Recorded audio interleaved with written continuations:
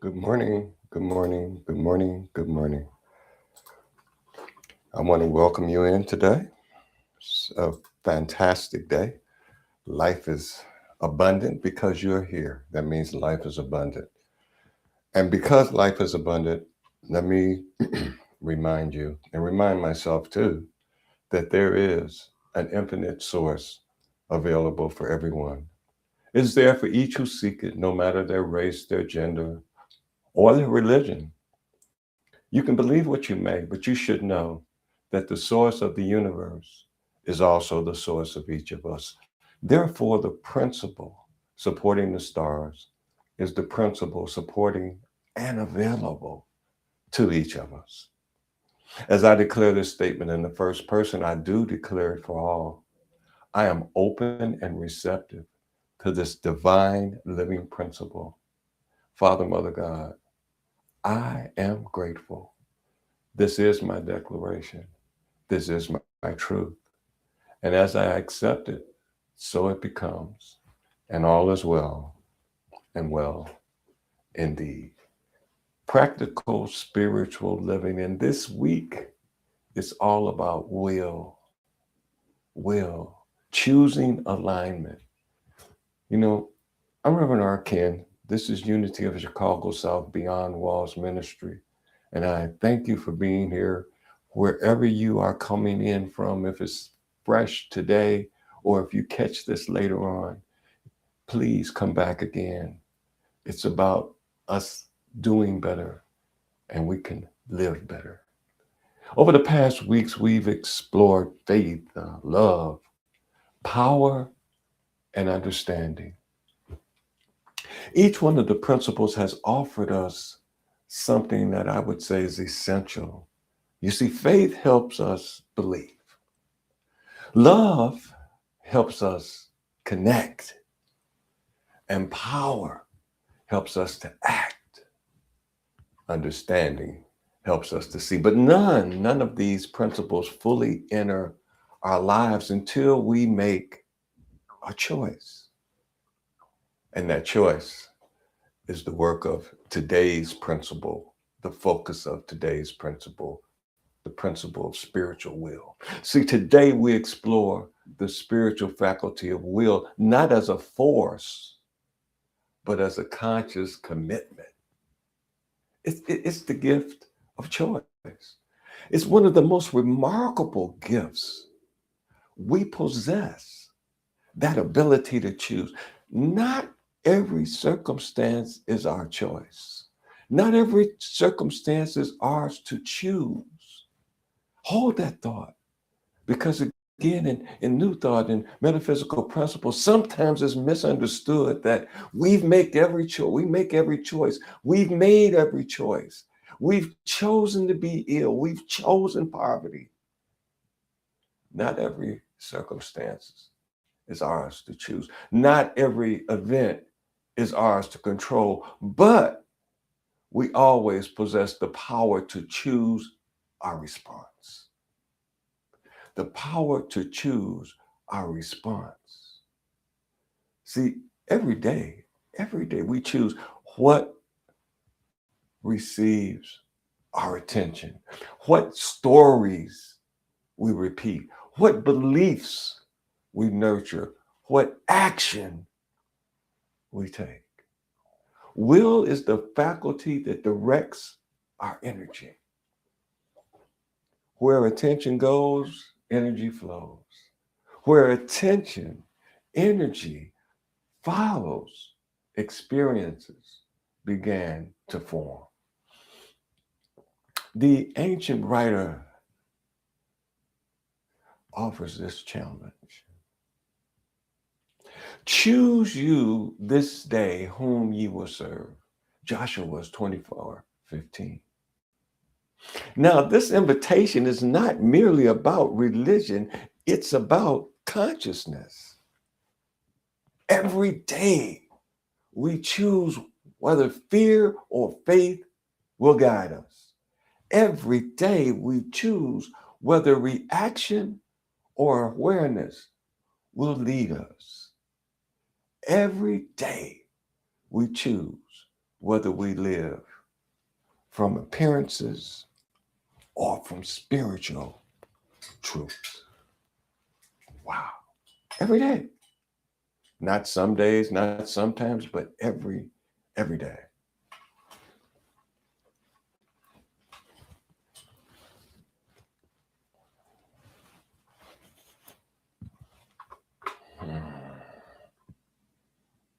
Spiritual truth. Let's understand something. Will is not a force. It's not something that is forced. Many people spend their lives trying to force outcomes. Have you ever been there? Where you say, I got to make it happen. They push harder, they control more, they worry more, they struggle more. Yet spiritual maturity often teaches something surprising. Force creates resistance, alignment creates flow. Charles Fillmore described will as the executive faculty of the mind. Will directs, will chooses, will commits. But healthy will works together with understanding. You see, power without understanding becomes force. Will, guided by understanding, becomes transformation. Ernest Holmes reminds us this: the law responds to our belief and direction. The law cannot move toward a destination we refuse to choose. What does that mean? What does that mean for us in this practice? It means simply this: we can say we want, but until we choose to want it, the law cannot fulfill. I can choose health. Oh, I want health. But is the will pushing me, allowing me, aligning me with it? And am I flowing with the will? Because the will might say you need to go out and run 5 miles a day, Arkin. Rev, you might need to exercise. You might need a gym membership. Rev, you might see the answers are coming, but am I willing to do it? Or am I just mouthing, well, I want that health, but that's a lot of work. Direction matters, choice matters, commitment matters. The will to practice. See, many people want transformation, but few are willing to practice transformation. And the tradition has said many people want to go to heaven, but they don't want to die. You say, well, how does that? I got to make that work for me, Reverend. Many of us want transformation, but we're not willing to live in the new transformation and let the old die.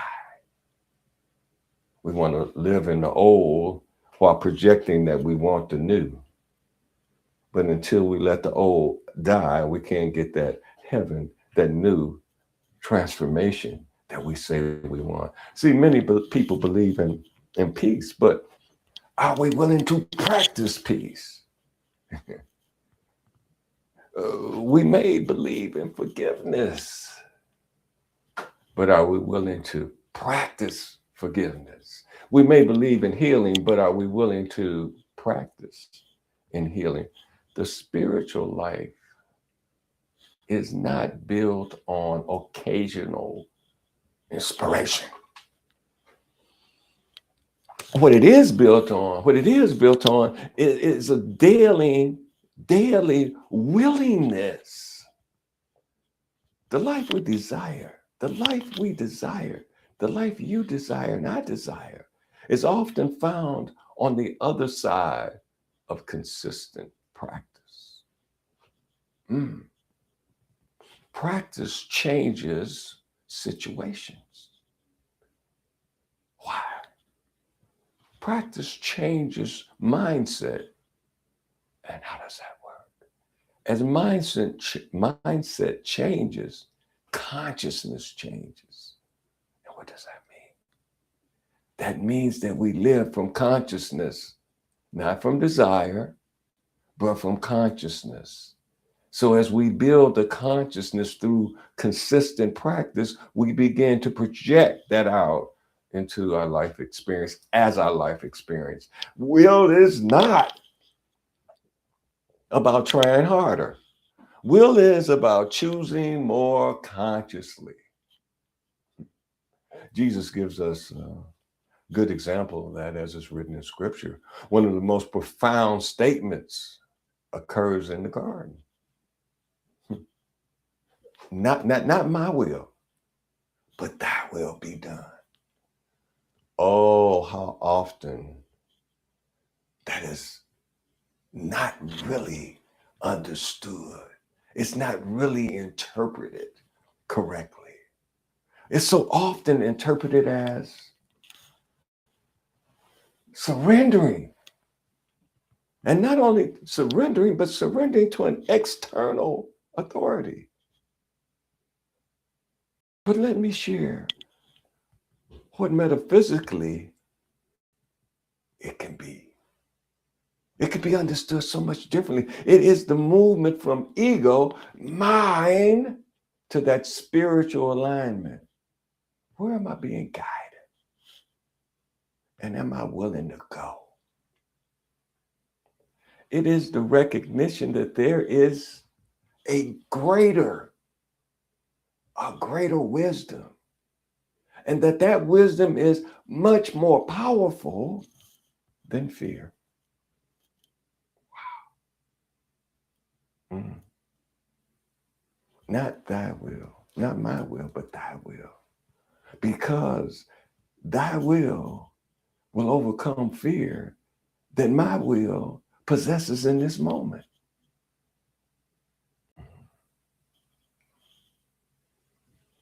It's about a guidance, that deeper guidance, more so than the ego reaction. It's about a possibility larger than limitation of the ego. It is not defeat. It is an inner alignment. In the Tao, we see a similar insight. It says this: by letting go, it all gets done. By letting go, it all gets done. The deepest expression of will is not forcing, it's cooperating. Not force, but cooperation. You know, through this series, we have explored alignment. We have spoken about what it means to live from the inner house rather than from reaction. Will is the doorway. You see, faith may show us the possibilities, and the love may open our heart. Power may provide the energy to move, and understanding may reveal the path. But will walks through the door.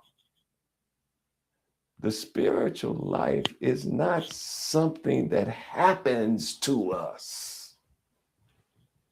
It is something we participate in. And now we go back to the beginning. Participation begins with choice. You see, every day we are invited to choose. We're invited to choose faith over fear, love over separation, power over hopeless and helplessness. Power over hopeless and helplessness. Now I want to just pause here. I'm feeling it. Pause right here. How often do we neglect acknowledging our power and decide to choose a consciousness of whoa, whoa, whoa? It's a choice. It's a choice to choose understanding over confusion. It's a choice to make select alignment over reaction. Alignment creates the opportunity for that pause before we say or do what our ego is responding to. So the question before us is not whether the path exists. The question really is, am I, are you, are we ready to make a choice? What are we willing to choose? What are you willing to choose? What am I willing to choose? Am I ready to choose the pause before the reaction? Or do I sit up an excuse and say, I just can't pause because I got to say it right now. I got to do it right now. I got to act right now. That's how I roll. But there's another choice. Just take a pause. Doesn't mean I won't react the same way. I won't do the same thing. I won't respond. It doesn't mean that. It just means if I take a pause, I offer the opportunity for spirit to maybe give me a different direction.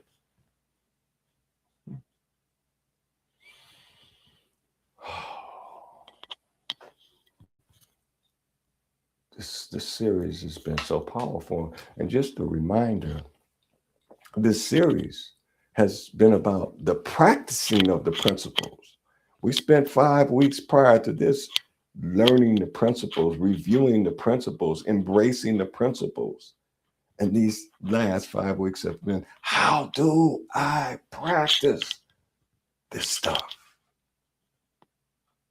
And hopefully these reflective questions that we're going to share will help us move into the practice of the spiritual principles. So I posed to you this question, not to answer today, but to walk with, to carry with, and allow thy will to answer it. Can you think of a time in your life when making a clear choice changed the direction of your journey?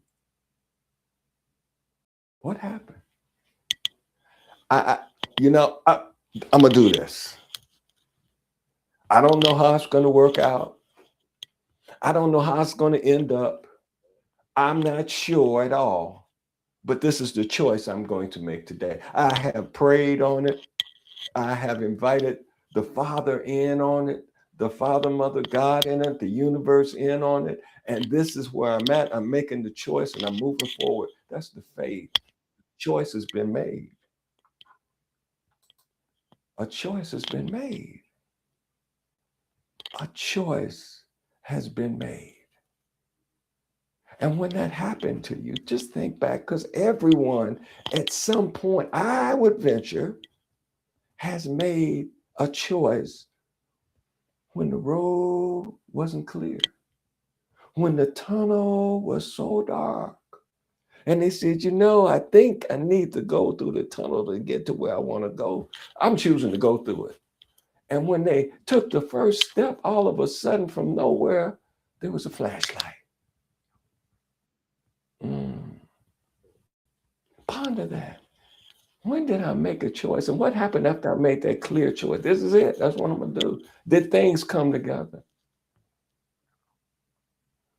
The second ponder of the week is, what is one area, just one area of your life right now in this moment where greater willingness might be more important than greater effort. Think about it. I've been pushing. I've been trying to make it happen. I've been working hard. But the question is, are you willing? Are you willing to make the call you didn't want to make? Are you willing to go a little further than you wanted to go? Not the effort. Are you willing to do it? Do you have I can't do it. I can't go that far. I can't go that way. I know. Have you paused for a moment and asked, let me see, well, what's the best? And thy will comes back and says, you could go that way. It'll be okay. And your ego said, no, I know better. Just take a moment and consider these things that have probably happened to you and how it worked out. And then the question then becomes, well, if it worked out before when I allowed the alignment to take me forward, because I said, okay, I'm going to do it. The tunnel's dark, but I'm going to go here because it just seems like I prayed and I meditated and that's the path. And then all of a sudden, I had batteries for my flashlight. Why didn't I do that the next time? Why don't I do it every time? Why don't I choose thy will all the time? Thinking and knowing and accepting that thy will is already within me. I'm not out here. Whoa. I do this so I can quiet the ego down, so I can quiet the monkey mind down, so that spirit can speak through me. Because scripture tells us that Jesus said, you can look here, you can look there, but the kingdom is within you. Am I allowing the kingdom to speak? Am I willing? We do something here called a soul inquiry. And let me give you what soul inquiry means. It sounds, whoa, it's not whoa. It's simply this. Scientifically, it has been proven that our brain, our system is wired to respond. It's respond. And that means that when something is put upon it, it tries to solve it. Okay? So we pose questions, these soul inquiries, so that which is within us can give us the answer. So we're concluding this series. And I invite you into this soul inquiry. And I understand it's not about I'm in a class myself, and I think the last week or so was about affirmations and denials. This is not an affirmation. This is a question that we ask to allow that deeper wisdom within us to respond. And the inquiry is this: what choice am I being called to make that I have been postponing? What choice am I being called to make that I have been postponing? I don't like approaching some things on the phone. And there was a situation where I knew I had to do it. And I had taken all the steps possible to push it off as far as possible. But the time came. And when the time came, I said,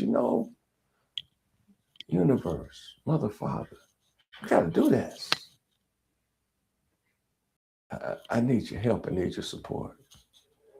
And I stepped out the way with my stuff. See, sometimes we got to step out the way with our stuff. That's that postponing. That's that ego telling us no. And say, let me just sit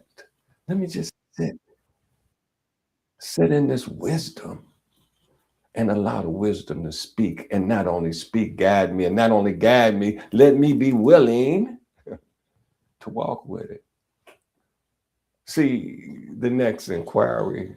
If I trusted my deepest wisdom instead of my greatest fear, what would I choose next? Hmm. The wisdom many times is coming from the desire. The desire is input by spirit, right? What does that mean? Help me, help me, help me. You have a desire to do something. You have a desire to perform something. You have a desire to make a change. You have a desire. We say that that's coming from the divine. Desire comes from the divine. Whatever you want to call it. I'm not going to quibble. Well, if desire comes from the divine, then why do I have fear? But I do have fear. So where's the fear? The fear is coming from ego. The fear is coming from, these are my experiences and I know. But if I sat just for a moment and pause and ask the question, if I didn't deal with this fear, what would I choose next? And then I let spirit answer me. I'm not asking myself so I'll jump up and say, I'm motivated now, I'm ready to go. No, the question is so I can awaken my connection with that which is within me that knows all. You see, the mind naturally seeks answers to questions when we place it before. So why are we not asking the mind the questions instead of trying to tell the mind something that we don't believe exists?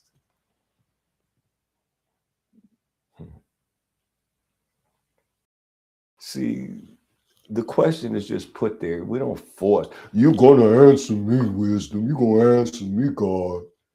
We just put it out there. Man, you're going to respond. I run this. No. The question is just put there with the understanding, with the faith. I know there's an answer. Let me leave it alone. These questions, these inquiries, soul inquiries, are like invitations. It's saying to them, I want to be aware of the answer. I want to be aware of where I should go. I want to be aware. I want the leadership. I want thy will moving me forward. So I say to you, carry those with you this week and allow them to unfold. And the only thing I would suggest, notice how they unfold. Just notice. Sometimes we get an unfoldment, a little small one, and we just, hallelujah. Well, there's so much more that can come. If that little bit came to say hallelujah right then, how much more can come if we allow that will to continue to unfold? You know, over these 5 weeks, we have explored faith and love and power and understanding and family will. Each principle stands on its own, without a doubt. Yet together, they form a practical pathway for living more consciously, responding more wisely, and aligning more fully with the life that seeks expression through us. One more time. Aligning more with the life that seeks expression through us. Ego says, man, I'm life. I make these decisions. But there is that which is life itself expressing through us. That's why you're watching me and I'm watching you in this moment. You're watching me wherever you're watching from at whatever time, because there's life expressing through you. I may no longer be here, but it is something that wants to express, that wants to come forth, that wants to fulfill itself if we but align ourselves with it to allow it.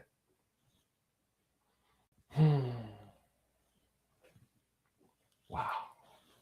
It's been a great series. It's all about knowing better so we can do better. That's everything. Just that's in a nutshell. Our teachings, knowing better so we can do better. And that takes willingness to do what we say we know. Let's close today with a prayer. Let's calm ourselves and just allow divine presence, this divine presence, whatever you want to call it, doesn't matter. It answers to everything. And let us give thanks for the gift of conscious choice. Let us give thanks for the journey we have shared through faith and love and power and understanding and will. Let our will, let my will, let your will be guided by wisdom. Let our actions be informed by love. Let our faith strengthen by understanding, and our lives align with the highest good. Help us move beyond reaction and into intentional living. Help us choose that which supports healing, growth, peace, transformation, prosperity. May we trust the wisdom within us, follow the guidance of spirit, and walk forward with courage and clarity and grace. Father, the Mother God, let that be my mantra as I move forward this week. And we seal it with, and so it is. Until next time, I say, go in peace, be in peace, live in peace, allow peace to be who you are. And understand, those of you that are watching on social media, the various platforms, and those of you that are on our platform, the team platform, after a short break, we continue what we call the Sunday experience, right? We continue that with Sunday conversation. Today's conversations is centered around Emma Curtis Hopkins and her understanding of healing. So those of you that can, I invite you to stay with us through this break. And those of you that must move on, God bless. Thank you so much for being with us. And until next time, this is Reverend Arkan saying, Namaste.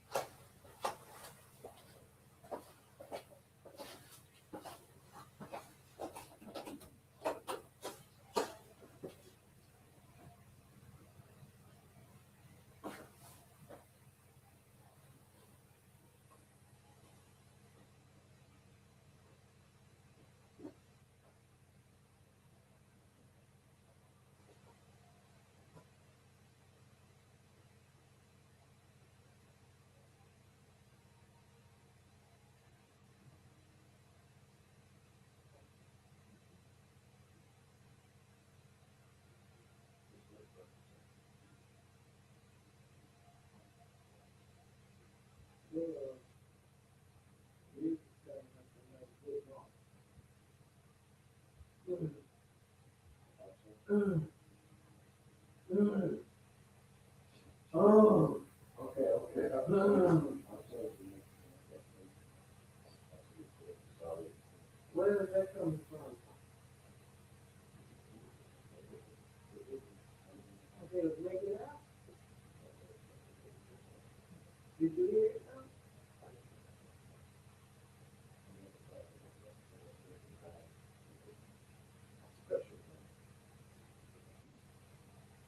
You hear it? Listen. I just heard that. I heard. I said I just heard it. I didn't hear it before. I heard it. I cleaned it up.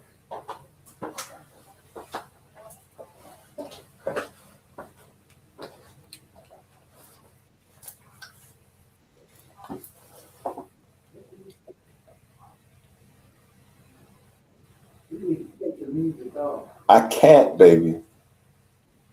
Well, come here early. What?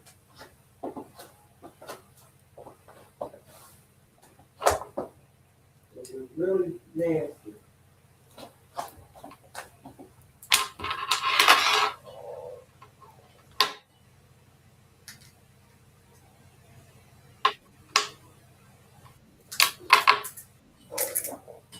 You hear it? Baby, I'm trying to.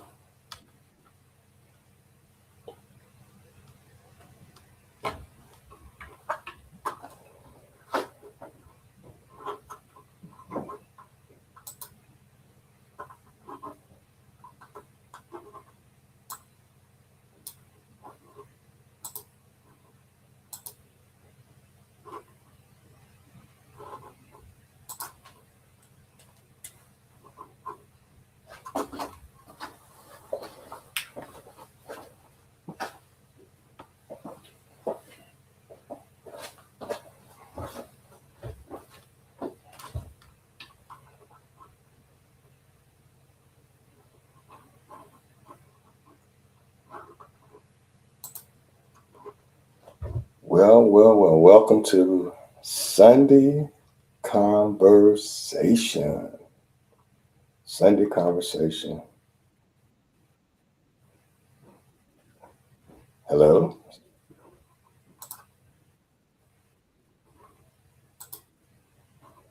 Someone has their mic open.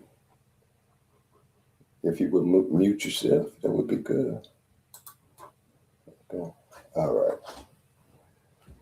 I want to welcome you to this part of what we do here in the Sunday experience. It's called Sunday Conversation. The first part of our experience, if you were here, was about practical spiritual living, and we explored the spiritual faculty of will, the power of conscience, choice, spiritual direction, and intentional living. And now we continue our journey by turning our attention to one of the most influential voices in the New Thought movement, Emma Curtis Hopkins, often known as the teacher's teacher. Now, many of the leaders who shaped modern New Thought, including Charles Fillmore, Ernest Holmes, were influenced directly or indirectly by her teachings, and actually they sat at her feet. Today, we explore her understanding of healing, spiritual awakening, and the divine presence within. And for those of you that are on social media, watching this on YouTube, Facebook, Twitch, whatever it may be, I want to give you our connection number so that you can become a part of the conversation, because this is Sunday Conversation. So by its nature, it's about exchanging and talking and growing through various experiences. So with that said, if you text connect to 564-234-2890, you'll get a response back with a link and an alert, and can become part of what we're building here, this Sunday conversation and the Sunday experience for sure. But more than that, your participation makes this happen. This This is not intended to be traditional. Neither part one or part two is designed to be a traditional experience. It's designed to be an inclusive, participating experience. But back to Emma Curtis Hopkins. When people think about healing, many times they think about changing a condition, solving a problem, or overcoming a challenge. That's normal. That's how we function, how we focus. But what she does, she invites us to begin somewhere much deeper. She teaches that healing is not primarily about changing circumstances, but healing begins with awakening to a greater spiritual truth, not becoming something new, not acquiring something we lack, but recognizing what has always been present. And if you have been traveling with us through this series, you know that's very close to what we focused on with Charles Fillmore, but now we can see where Charles Fillmore got it from. She wrote this: truth is already established. We don't make up truth. We don't establish truth. She says we awaken to it. Now let's sit with that for a moment. Let's sit with all the prophets we can think, the master teacher, we can all that, and it was always about awakening to something that already existed. Awakening to something that already exists. That is so different from the idea of I gotta go out and get it. I'll be blessed if I do this, that, and whatever. So much different. It's already there. It's already there. Truth is already established. It doesn't wake up one day. It's not we study and then we get it. It's not even through prayer. And it's not after we get everything right. Then we get the truth. No, it's already established. Do we want to touch it? And do we want it to touch us? See, the spiritual journey becomes an awakening to what already is true about our nature and our relationship with the divine. We are not separated from our Creator. We are not separated. We are not separate from that which created us. In the beginning, there was one, and everything came out of the one. That's how the allegory goes. Think on that. And then let us get our first question of discussion.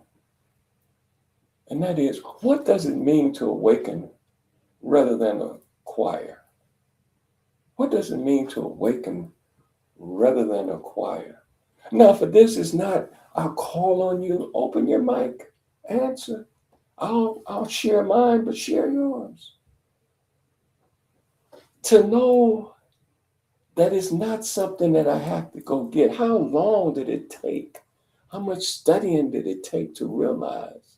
It's not something to go get. It's something to allow to happen. Well, I grew up like many of you. I grew up with, you don't let things happen to you. Well, this is one thing you have to let happen because it's already there. It's like an embryo waiting to develop, but it's already in place. And had there ever in your life, and anybody, have there been moments in your life when you actually realize something had always been true, even though you didn't recognize it before?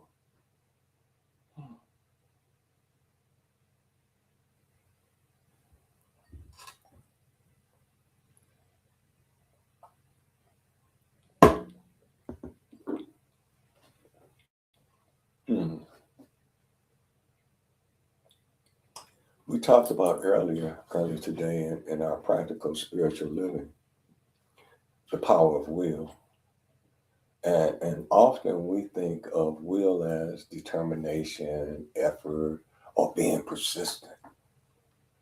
Well, Hopkins offers another perspective even to will, saying that the highest expression of spiritual will may not be forcing life to conform to our desires, but instead, spiritual will may be our willingness to align ourselves with divine truth. Wow, that's meditation. That's spiritual practice. It's all about alignment with what's already there. It's not about striving harder. It's about making ourselves more available. It's not about controlling. It's about cooperating. It's not about forcing. It's about trusting. How hard is that? What's so difficult? It's so difficult. And that's why spiritual practice is so important, because in spiritual practice, we allow ourselves to be more in align with what is within us. And if we allow the ego to stay out of it after we come out of our spiritual practice and follow what we have awakened, our lives change. The second question of today for discussion is, how does the idea of spiritual will change when we think of alignment rather than control? Let's just take a moment and ponder that. That spiritual will, if I don't think it's thy will gonna lead me, take me, and do this to me, and I'm just gonna go with it. But what about I'm gonna align myself, that statement, thy will, I'm gonna align myself with thy will as it comes through me. I'm going to allow that wisdom that's within me awaken, come forth, and be active in my life. How about that? Again, it's a matter of just opening up your mic and speaking, if you like. There is a divine will, but the divine will is not out here. The divine will is in here. You see, one of the reoccurring themes throughout Hopkins' teachings is that divine life is not distant. It is not separate from us at all. It is not being withheld. She says that the presence of God is not merely around us, but it is expressing through us, as us.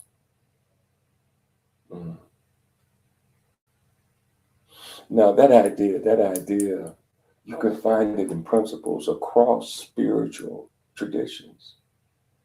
The sacred is not only beyond us, the sacred is also within us, both at the same time.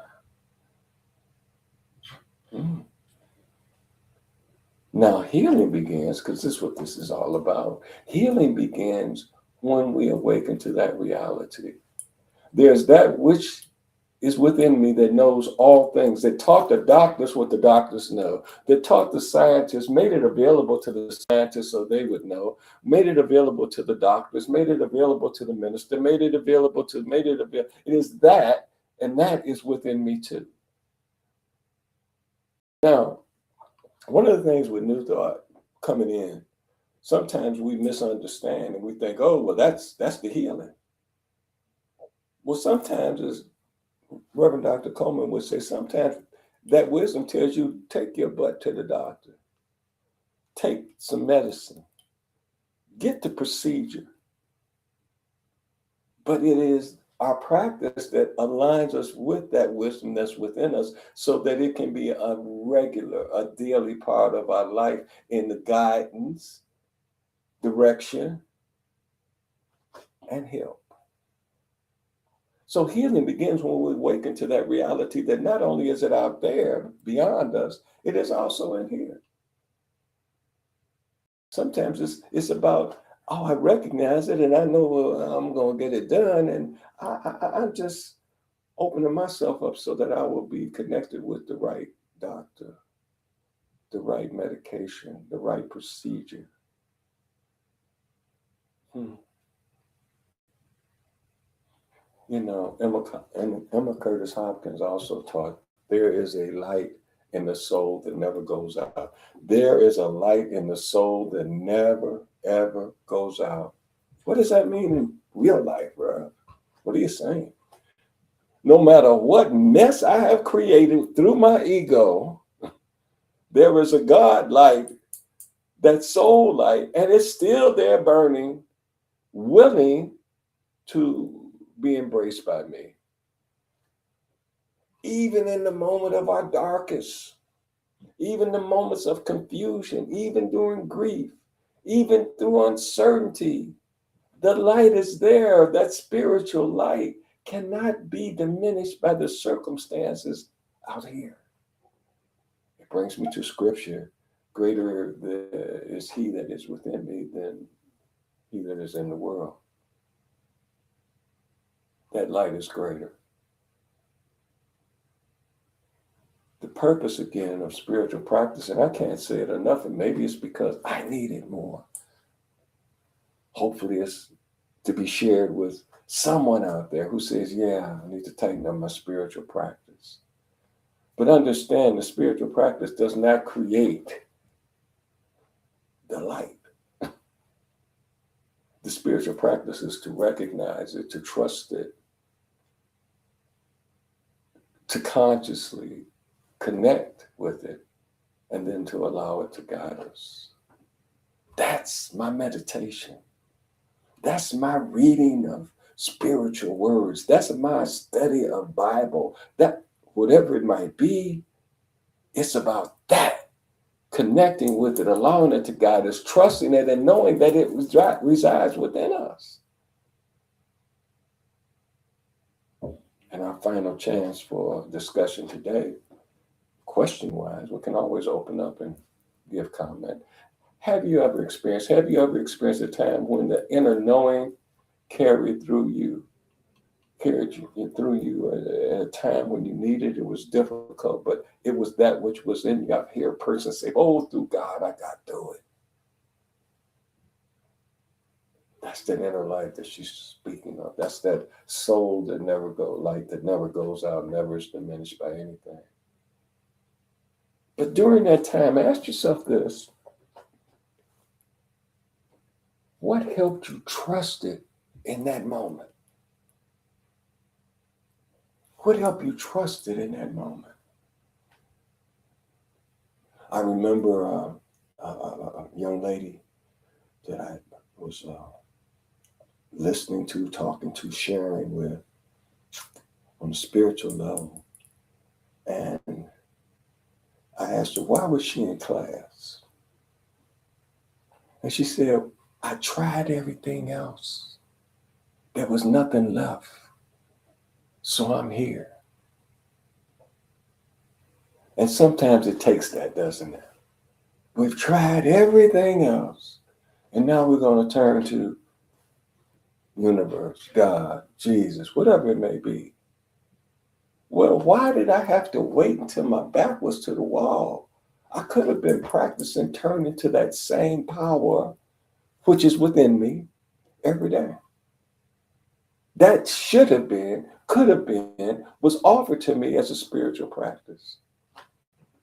You know, our culture often encourages us to do more, achieve more, and continually improve ourselves. But what Emma Curtis Hopkins offers a different invitation. She invites us to recognition of our worth, recognition of our spiritual nature, recognition of the divine light already expressing as us. If I actually think that this Arkin, this Reverend Arkin, this whatever name I want to give it, is what I really am, then I'm in trouble. Because it was that before there was a name given, that divinity that was waiting to express as me.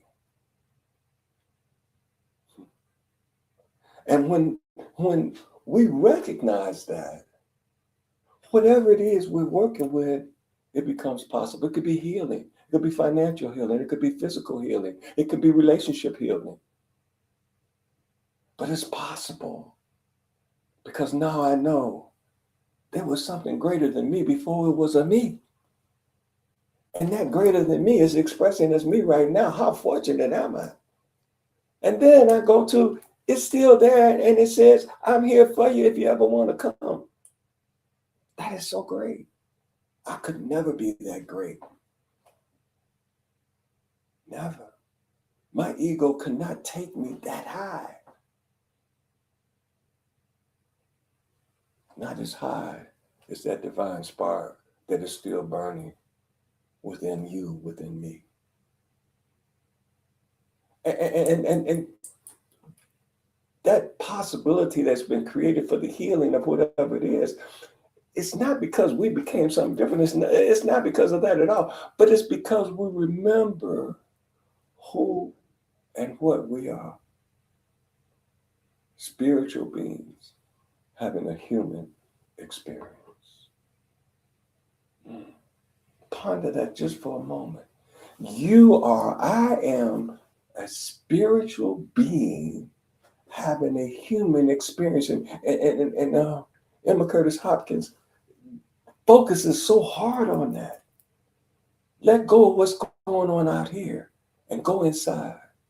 Someone used to say, I'm going inside. When they were going inside, they're being funny. But the truth is, there is that which is inside of us that is willing to give to us. Because it knows, even though we sometimes don't, it knows that it is us. So it's given to itself for a better experience. And we so often search outside ourselves for answers that may already exist within us. That Dr. Wayne Dyer, one of my favorite authors, I would say spiritual leaders. Some people don't agree, but that's them, and that's me. But he shared a story about someone that had lost their keys to their house, and they were outside looking for the keys. And someone walked up and said, "Well, what are you doing? It's dark, and you're under the lamp, and what are you looking for?" And they said, "Well, I'm looking for my keys." And so the person said, "Well, I'll help you find them." And so they started looking with me and say, where did you lose them? And they said, "Well, I lost them in the house, but it's dark in there. You see, it's dark. It's not lit where we have to go. But when we go, the light comes on. But when we go, the light comes on." Well, as we prepare to close, I invite you to this week's soul inquiry. And if you know, soul inquiry is that question that we put to our soul and we wait for it to answer. We wait for the wisdom that's within us to answer. We don't push it. We just wait and we observe the answers coming forth. And today's soul inquiry is, what if the wisdom I seek is already present within me? Ooh, that's a question to ask. I ask myself, I ask my soul, what if it's already there? And I can feel my inner wisdom that's so I can say, I'm so happy that you've arrived. What you want to do? What if I fully trusted the guidance? What would happen to my life? 2 questions. Take them into your prayer, take them into your meditation, and just reflect throughout the week. And See what happens, see what arises, see what unfolds, see what awakens. I want to thank you so much for joining us for this total Sunday experience, or just this part of the Sunday experience, if you have, just for this part. And to remind you that today we explored the teachings of Emma Curtis Hopkins and her invitation to awaken, for me, for you to awaken to the divine presence that's already active within us. Wow. Next week, we continue our healing and practice series as we turn to the practice, the healing of Emmett Fox, and explore how releasing mental obstacles can open the way for greater healing and transformation. And until then, remember, truth is already established. The light within you still shines, and the divine life is already expressing itself as you. I bid you blessings and bliss, and have the most wonderful week. Namaste.